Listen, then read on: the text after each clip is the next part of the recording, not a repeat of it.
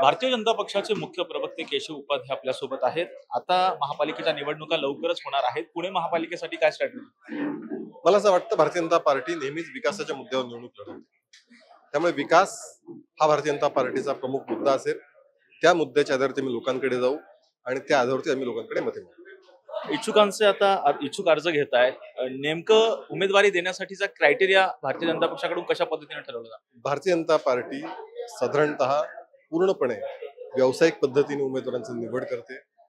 लोकांच्या सेवेत उपयुक्त असणारं, लोकांच्या सेवेत तत्पर असणारा, ज्याचं काम आहे, जो पार्टीचा कार्यकर्ता आहे, अशा पद्धतीने जो सर्वेत नाव येईल, लोकांना असं वाटतं असाच उमेदवार असेल, त्या पद्धती भारतीय जनता पार्टी उमेदवार निवडते.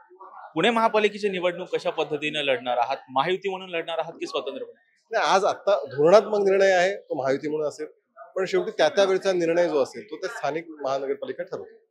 जर पाहिलं तर ठाण्यामध्ये असेल किंवा मुंबईमध्ये असेल, शिवसेनेसोबत तुमची युती होणार आहे अशी चर्चा सुरू आहे. पुण्याच्या बाबतीमध्ये काय निर्णय? मी तुम्हाला सांगितलं की मूळ धोरणात्मक निर्णय असा आहे की तिन्ही महायुतीतून एकत्र लढावं, पण त्या शहराची परिस्थिती, त्या शहरातलं एकूण इक्वेशन्स, त्या शहरातल्या कार्यकर्त्यांचं म्हणणं हे सगळं लक्षात घेऊन मग निर्णय केला जाईल. पुणे महापालिकेसाठी किती नगरसेवकांचं टार्गेट भारतीय जनता पक्षाचं? मला असं वाटतं अजून ती निवडणूक जाहीर झाल्यानंतर ते आम्ही ठरवू. कुठेतरी आज विधानसभेमध्ये बोलताना नाना पटोले असं म्हणालेले आहेत की मुख्य निवडणूक आयुक्त जे आहेत राज्याचे, त्यांना हटवलं पाहिजे. ज्या पद्धतीनं नगर परिषद असेल किंवा नगरपंचायतीच्या निवडणुकीच्या मतमोजणीसाठी जो उशीर झालेला. मला असं वाटतं की विना कुठल्याही पद्धतीचं तुम्हाला गांभीर्य नाही, तुम्ही निवडणुकीत सिरियसली लढणार नाही. मला सांगा, नगरपालिका निवडणुकीसाठी किती नेत्यांनी प्रचार केले? तुम्ही निवडणूकच लढणार नाही आणि तुम्ही नुसते बेछूट आरोप करणार, याला काही फार अर्थ नाही. हे पराभूत मानसिकतेतून आलेली उदाहरण आहे.